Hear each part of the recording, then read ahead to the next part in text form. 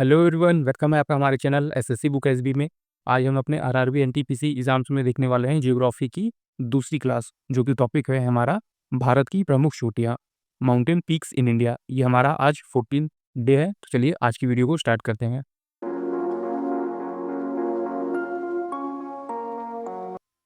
तो आइए दोस्तों, अपनी वीडियो को स्टार्ट करते हैं और देखते हैं कि किस टाइप से यहाँ पे क्वेश्चन पूछे जाते हैं। जैसे आप देख रहे हैं, state wise highest mountain peaks in India. जैसे कि आपने देखा नंदा देवी, तो ये नंदा देवी आप देख रहे हैं कहाँ पे है, तो ये उत्तराखंड में है।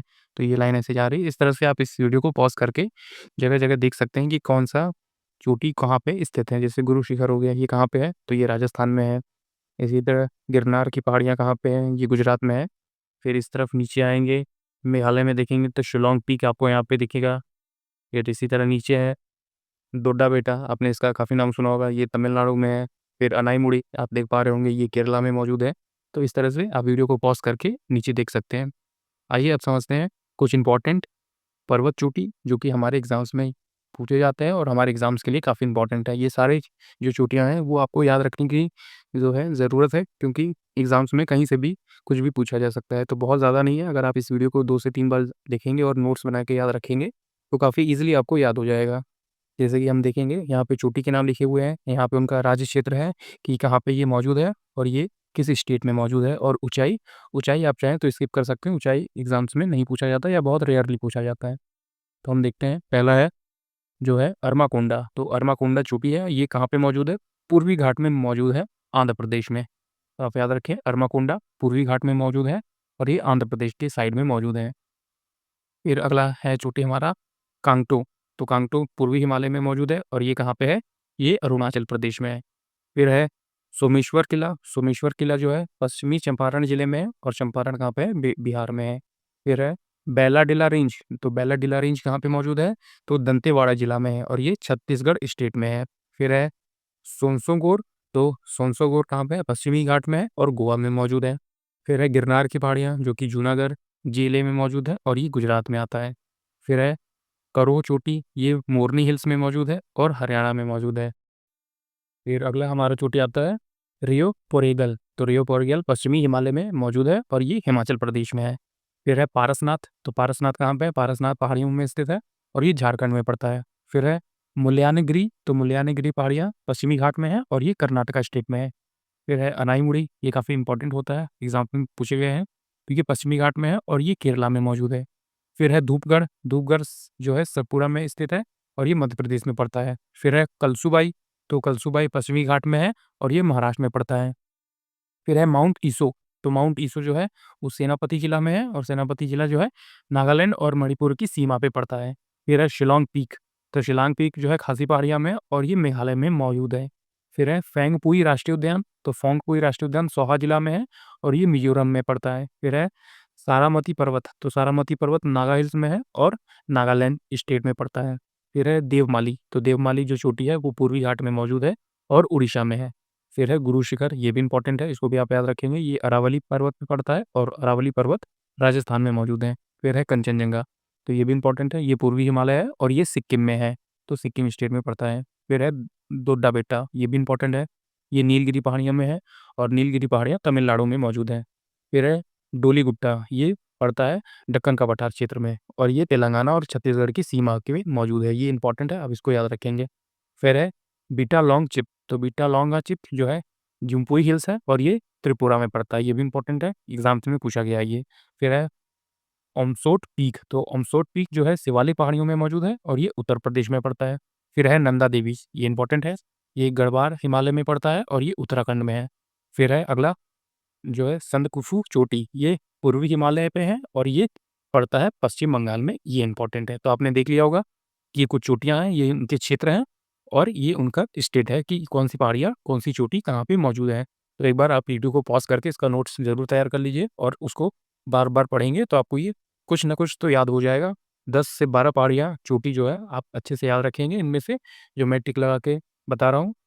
अमरकुंडा हो गया, फिर बैलाडीला रेंज, फिर गिरनार, फिर हो गया पारसनाथ, फिर उसके बाद आता है अनाईमुड़ी, मैंने कर दिया है, फिर धूपगढ़ हो गया है, फिर शिलोंग पीक, फिर है सारामती पर्वत, गुरु शिखर हो गया, कंचनजंगा हो गया, टोलीगुट्टा हो गया, फिर उसके बाद नंदा देवी हो गया और संदकफू चोटी। तो ये काफ़ी इंपॉर्टेंट है, आपको ये सभी अच्छे से याद होने चाहिए।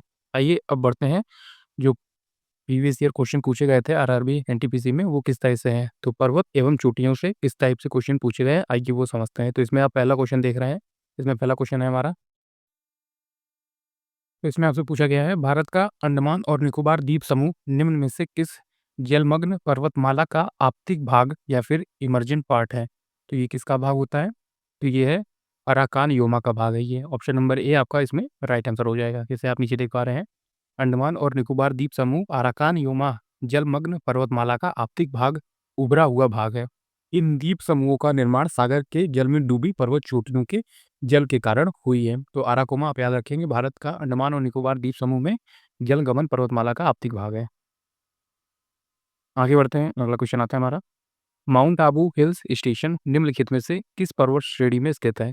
तो माउंट आबू हिल स्टेशन जो है कहाँ पे है, ये अरावली में है। तो आपका right answer option number D हो जाएगा। जैसे आप नीचे देख पा रहे हैं, माउंट आबू सिरोही जिले में गुजरात की सीमा से सटी अरावली पर्वत श्रृंखला के दक्षिण पश्चिम में स्थित एक हिल स्टेशन है।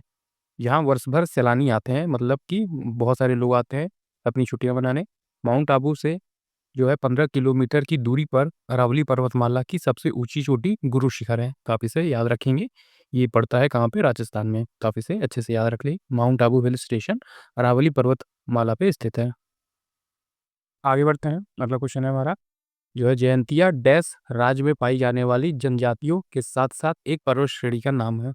तो जो है जयंतिया एक वहाँ पे पर, पर्वत श्रेणी भी है, पर्वतमाला भी है, और वहाँ की जाति का भी नाम यही है, जयंतिया। तो ये कहाँ का है, तो ये मेघालय का है। तो आप इसे याद रखेंगे, मेघालय में जयंतिया पहाड़ियाँ हैं, और मेघालय में जयंतिया जो है जनजाति के लोग भी रहा करते हैं। तो जैसे आप नीचे देख रहे हैं, गारो, खासी और जयंतिया पहाड़ियों का निर्माण मालवा पठार के समान युग में हुआ था। तो आप इसे याद रखेंगे कि गारो, खासी और जयंतिया पहाड़ियाँ जो है मेघालय में स्थित है।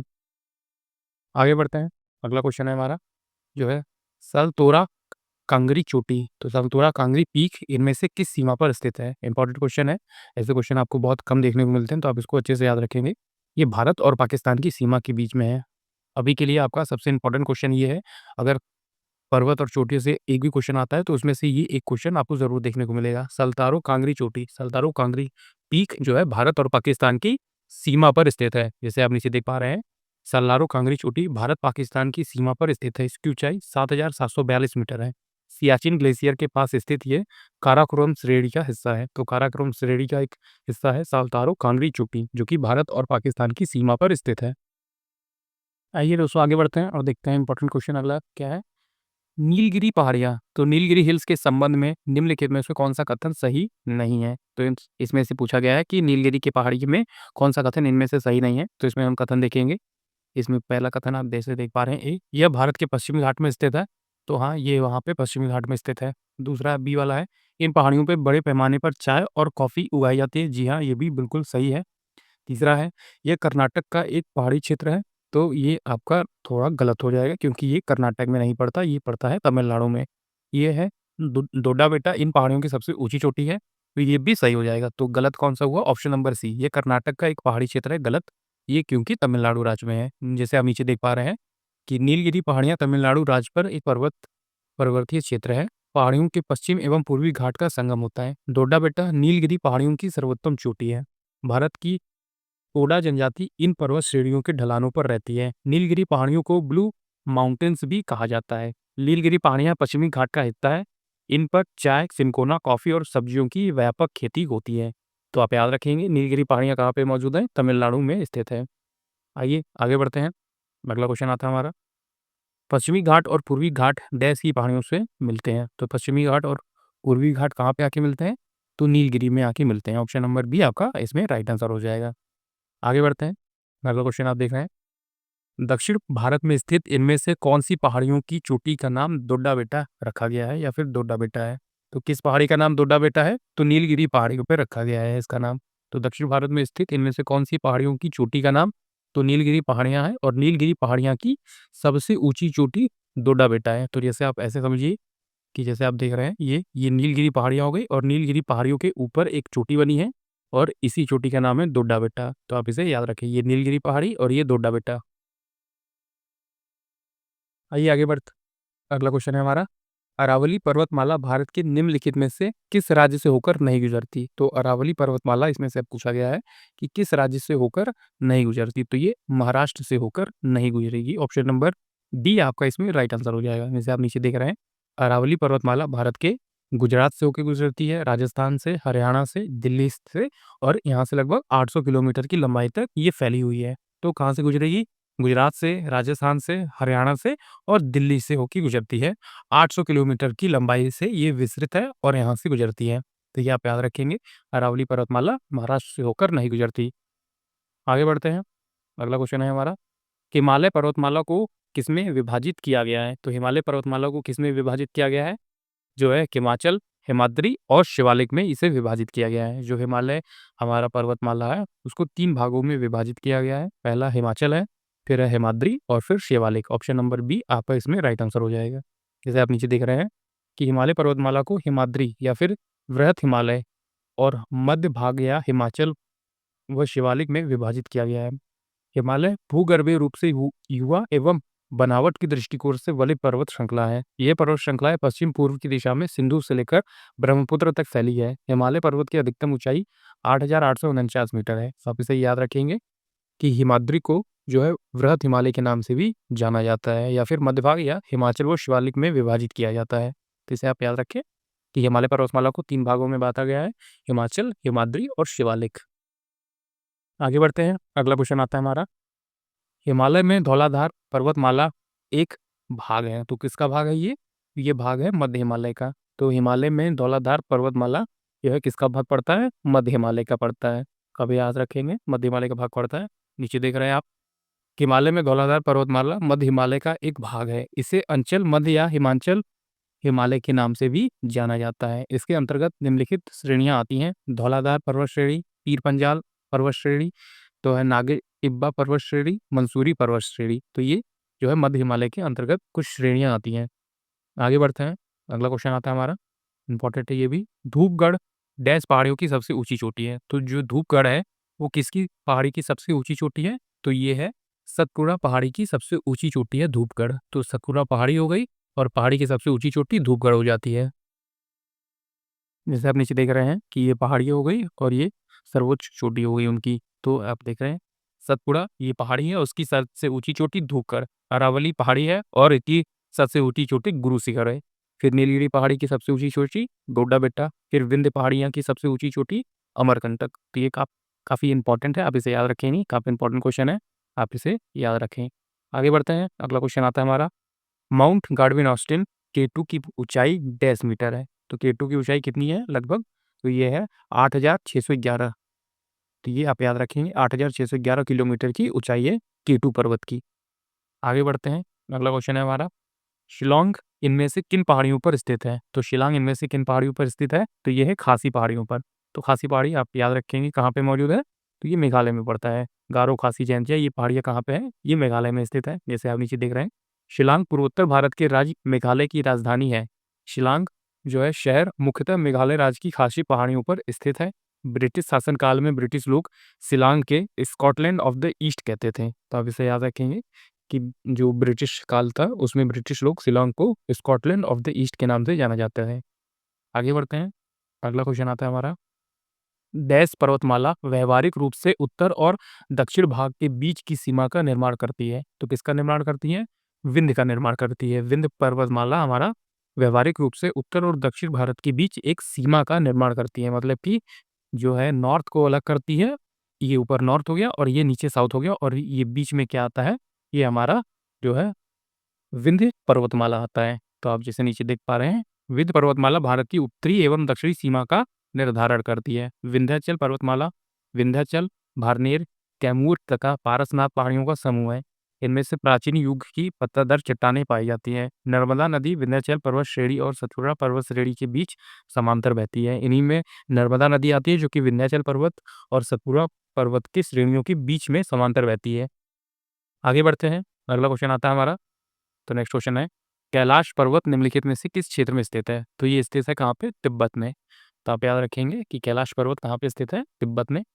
भारत में विस्तृत ट्रांस हिमालय के बाहर पूर्वी विस्तार को कैलाश पर्वत कहते हैं, जिसका विस्तार तिब्बत में है। तो आप इसे याद रखेंगे कि कैलाश पर्वत तिब्बत में स्थित है। आगे बढ़ते हैं, अगला क्वेश्चन है हमारा, हिमालय के वह भाग को डैश भी कहा जाता है? तो हिमालय के बाहरी भाग को जो है शिवालिक के नाम से जानते हैं, तो आप इसे याद रखेंगे। हिमालय के बाहरी भाग को शिवालिक के नाम से जाना जाता है। तो जैसे आप नीचे देख पा रहे हैं, शिवालिक श्रेणी को वाह हिमालय या फिर उप हिमालय भी कहते हैं। यह हिमालय का नवीनतम भाग है, मतलब सबसे नया भाग है, जो वृहद हिमालय तथा लघु हिमालय पर्वत श्रेणी के सबसे कम ऊंचाई वाला क्षेत्र है। आगे बढ़ते हैं, अगला क्वेश्चन आता है हमारा, गुजरात स्थित जूनागढ़ की गिरनार पहाड़ियां डैश आमों की किस्मों के लिए प्रसिद्ध है? तो किस तरह के आम की किस्मों के लिए प्रसिद्ध है? तो केसर आम के लिए काफ़ी ज़्यादा प्रसिद्ध है गुजरात की जूनागढ़ की गिरनार पहाड़ियाँ। तो आप इसे याद रखें कि गुजरात की जूनागढ़ की गिरनार पहाड़ियाँ अपने केसर आम के लिए काफ़ी ज़्यादा प्रसिद्ध हैं। यह पहाड़ियाँ अहमदाबाद से 320 किलोमीटर की दूरी पर स्थित है। आगे बढ़ते हैं, अगला क्वेश्चन आता है हमारा, भारत के मुख्यतः पर्वत की रेंज में इनमें से कौन सा पर्वत सम्मिलित नहीं है? तो भारत के मुख्य पर्वतों की रेंज में से कौन सा पर्वत इसमें ऐड नहीं है? तो ये आपका राइट आंसर हो जाएगा हिंदू कुश। तो हिंदू कुश पर्वत जो है, ये भारत के प्रमुख पर्वतों की रेंज में ऐड नहीं है। जैसे विंध्य पर्वत हो गई, काफ़ी इंपॉर्टेंट है, सतपुड़ा ये भी इंपॉर्टेंट है, अरावली, लेकिन हिंदू कुश जो है ये भारत की पर्वत श्रृंखला में नहीं आता। जैसे आप नीचे देख रहे हैं, हिंदू कुश पर्वत श्रृंखला अफगानिस्तान और पाकिस्तान के मध्य में स्थित है। यह काराकोरम श्रृंखला तथा पामीर पठार का पश्चिमी उत्तर विस्तार है और हिमालय की पर्वत की उप श्रृंखला है। तो इसे आप याद रखें, हिंदू कुश जो है हमारे भारत क्षेत्र में नहीं आता। आगे बढ़ते हैं, अगला क्वेश्चन है हमारा, माउंट एवरेस्ट डैश में स्थित है? तो कहाँ पे स्थित है ये? तो ये नेपाल में स्थित हो जाएगा। काफ़ी ईज़ी क्वेश्चन है, आप इसे याद रखेंगे कि माउंट एवरेस्ट कहाँ पे स्थित है? तो ये नेपाल में स्थित है। माउंट एवरेस्ट पर्वत विश्व का सबसे ऊँचा पर्वत शिखर है, जिसकी ऊँचाई 8,848 मीटर है। नेपाल में इसे स्थानीय लोग सागरमाथा के नाम से जानते हैं, जबकि जो तिब्बत में है, वहाँ के लोग इसे चोमोलांगमा के नाम से जानते हैं। तो माउंट एवरेस्ट आप याद रखेंगे कि ये नेपाल में स्थित है। आगे बढ़ते हैं, अगला क्वेश्चन आता है हमारा, निम्नलिखित में से कौन सी श्रृंखला भारत की प्राचीनतम पर्वत श्रृंखला है? तो इसमें आपसे पूछा गया है कि एक ऐसी कौन सी श्रृंखला है जो भारत की सबसे प्राचीन पर्वत श्रृंखला है? तो ये हो जाएगी अरावली पर्वत श्रृंखला। अरावली पर्वत श्रृंखला ये भारत की सबसे प्राचीनतम या फिर सबसे पुरानी पर्वत श्रृंखला है। जैसे आप नीचे देख पा रहे हैं, ये अरावली भारत के पश्चिमी भाग राजस्थान में स्थित एक पर्वतमाला है। भारत की भौगोलिक संरचना में अरावली प्राचीनतम पर्वत है। यह संसार की सबसे प्राचीन पर्वत श्रृंखला है। अरावली का सर्वोच्च पर्वत शिखर सिरोही जिले में स्थित गुरु शिखर है, जो कि 1722 मीटर है, जो माउंट आबू में स्थित है। तो आप इसे याद रखेंगे कि सबसे पुरानी या फिर प्राचीनतम पर्वत श्रृंखला कौन सी है? तो वो अरावली है, जो कि सिरोही जिले में है, राजस्थान में। आगे बढ़ते हैं, अगला क्वेश्चन आता है हमारा, दक्षिण भारत की सबसे ऊंची चोटी का नाम बताइए? तो जो दक्षिण भारत की सबसे ऊंची चोटी है अनाईमुड़ी शिखर। तो अनाईमुड़ी शिखर जो है दक्षिण भारत की सबसे ऊंची चोटी है। नीचे आप देख पा रहे हैं कि दक्षिण भारत की सबसे ऊंची चोटी अनाईमुड़ी है, जो कि 2696 मीटर है। यह 3 पहाड़ियों का केंद्र बिंदु है, जहां से 3 पहाड़ियां 3 दिशाओं की ओर जाती हैं। दक्षिण की ओर इलायची काड्रम की पहाड़ियां हैं, उत्तर की ओर अनाईमलाई की पहाड़ियां हैं तथा उत्तर पूर्वी की ओर पालनी की पहाड़ियां हैं। आप याद रखेंगे इसे, दक्षिण भारत की सबसे ऊंची चोटी का नाम है अनाईमुड़ी। आगे बढ़ते हैं, अगला क्वेश्चन आता है हमारा, जो कि है, दुनिया में दूसरी सबसे ऊंची चोटी कौन सी है? दुनिया की सबसे दूसरी ऊंची चोटी जो है K2 हो जाएगी। तो आप इसे याद रखेंगे कि दुनिया की दूसरी सबसे ऊंची चोटी का नाम है K2। आगे बढ़ते हैं, अगला क्वेश्चन आता है हमारा, माउंट कंचनजंगा पर्वत क्या है? तो माउंट कंचनजंगा पर्वत क्या है? तो ये एक प्रकार का विश्व का तीसरा सबसे ऊंचा पर्वत है। तो माउंट कंचनजंगा विश्व का तीसरा सबसे बड़ा ऊंचा पर्वत है। माउंट कंचनजंगा पर्वत विश्व का तीसरा सबसे ऊंचा पर्वत है। इसकी ऊंचाई 8,598 मीटर है और ये सिक्किम के उत्तर पश्चिम भाग में नेपाल की सीमा पर स्थित है। तो माउंट कंचनजंगा आप याद रखेंगे, सिक्किम के उत्तरी पश्चिम भाग पर नेपाल की सीमा पर स्थित है। तो ये था दोस्तों आज का हमारा कंप्लीट वीडियो। इसमें मैंने आपको बताया जो भारत की माउंटेन्स है और उनकी चोटियाँ हैं, पहाड़ी हैं और उनकी चोटियाँ हैं, ये किस तरह से एग्जाम में पूछे जाते हैं और कौन-कौन सी पहाड़ियाँ और उनकी चोटियाँ आपके लिए इंपॉर्टेंट है। आपको इसे याद रखना है। तो ये था आज का हमारा कंप्लीट वीडियो। अगर दोस्तों आपको हमारी ये वीडियो पसंद आई, तो हमारी इस वीडियो को एक लाइक ज़रूर कर दीजिएगा। हम ऐसे ही आपके लिए यूज़फुल वीडियोज़ लेके आते रहेंगे, जो आपके आरआरबी, एनटीपीसी एग्जाम्स के लिए काफ़ी ज़्यादा हेल्पफुल रहेगी। तब तक पढ़ते रहिए और हमेशा अपने लक्ष्य की तरफ आगे बढ़ते रहिए।